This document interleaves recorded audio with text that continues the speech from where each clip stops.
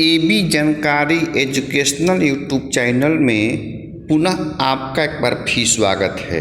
मैं हूं सुनील सिंह और आज के इस वीडियो में आपको STET की तैयारी के लिए क्लास 9th का लेसन नंबर 3 जिसका नाम है संविधान का निर्माण से संबंधित बहुत सारी जानकारियां आपको उपलब्ध करा रहा हूं, जिससे कि आपको STET की तैयारी में काफ़ी लाभ मिलेगा।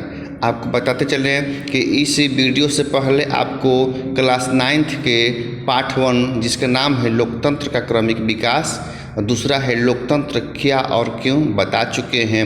अब जो बताने जा रहे हैं जो कि स्क्रीन पर भी दिखाई दे रहा है, इसका नाम है संविधान का निर्माण। इसमें सिर्फ जो है बहुत इम्पोर्टेंट क्वेश्चन शामिल किया गया है, जिससे कि परीक्षा में काफ़ी आने की संभावना है। तो समय गंवाए भी न चलते हैं सीधे टॉपिक पर। और सबसे पहले मैं आपको जैसा कि जानकारी है कि उससे संबंधित इस पाठ से संबंधित शब्दावली बताता हूं, क्योंकि इस शब्दावली से बहुत प्रश्न जो है पिछले बार पूछे जा चुके हैं। तो पहला है रंग भेद। रंग भेद क्या है? तो देखिए यहाँ सामने स्पष्ट रूप से लिखा हुआ है ऊपर स्क्रीन पर कि दक्षिण अफ्रीका की सरकार की 1948 से 1989 के बीच काले लोगों के साथ नस्ली अलगाव और खराब व्यवहार करने वाली शासन व्यवस्था क्या है? रंग भेद है। मतलब कि कह सकते हैं कि रंग भेद की जो नीति है कहाँ थी? दक्षिण अफ्रीका में थी। चलिए अगला क्वेश्चन है धारा क्या है? धारा से क्या समझते हैं? तो किसी दस्तावेज का खास हिस्सा या अनुच्छेद को धारा कहते हैं। ठीक है, ये भी आसान है, समझ रहे होंगे कि किसी दस्तावेज का खास हिस्सा या अनुच्छेद को क्या कहते हैं? धारा कहते हैं। अगला है शब्द संविधान से क्या समझते हैं? ऐसे हम लोग समझ रहे हैं कि संविधान क्या है, लेकिन फिर भी कोई आपसे पूछ सकता है कि संविधान के बारे में कुछ बताइए।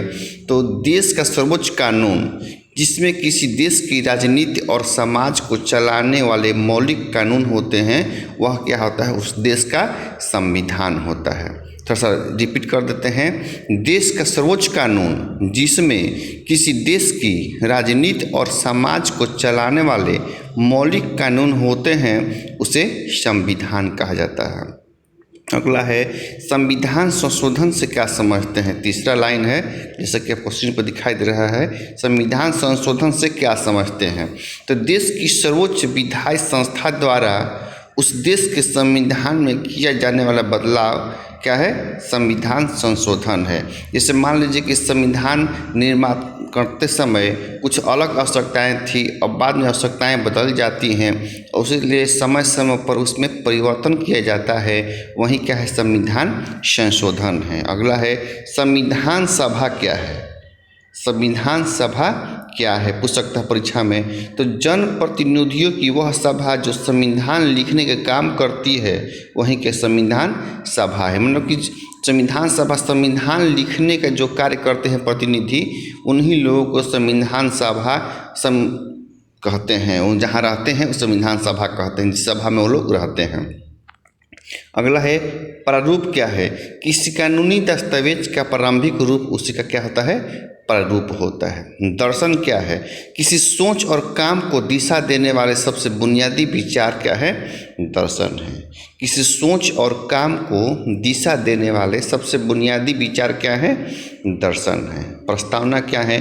संविधान का वह पहला कथन जिसमें कोई देश अपने संविधान की बुनियादी मूल्यों और अवधारणाओं को स्पष्ट ढंग से कहता है, वह क्या है?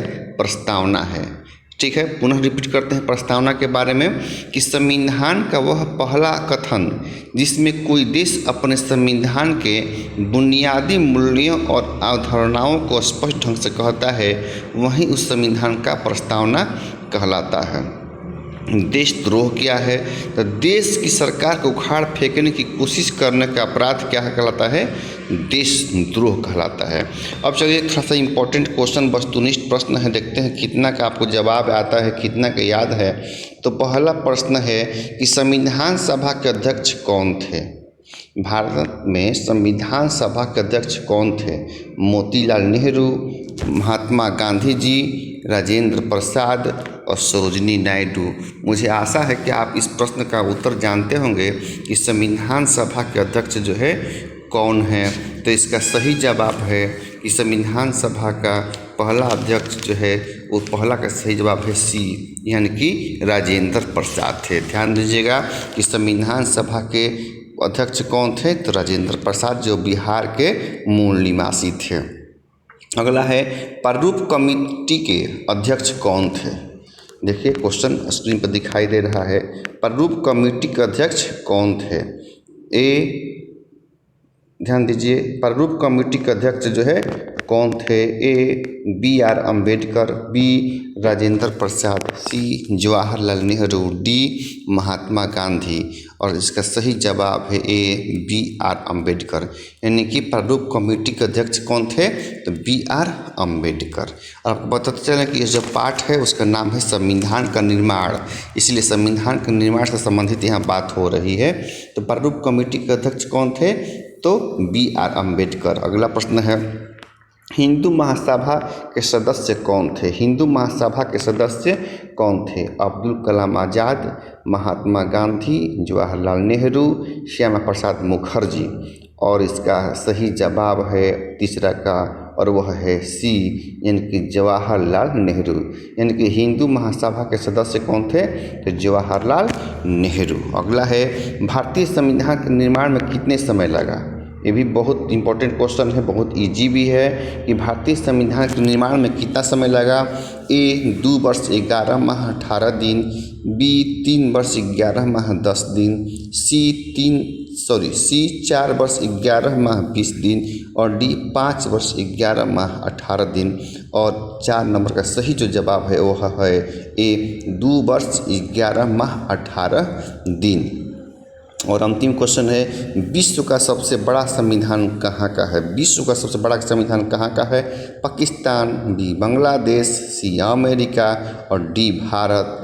और इसका सही जवाब है पांचवा का, वह है डी भारत। यानी कि विश्व का सबसे बड़ा संविधान कहाँ का है, तो भारत है। एक बार जल्दी जल्दी रिपीट कर देते हैं, आपको याद होगा, निश्चित रूप से बता पाएंगे कि इसमें से जो मूल है यहाँ है कि भारतीय संविधान, सुन लीजिए, संविधान सभा के अध्यक्ष कौन थे, तो इसमें पहला का जो जवाब होगा वह है राजेंद्र प्रसाद।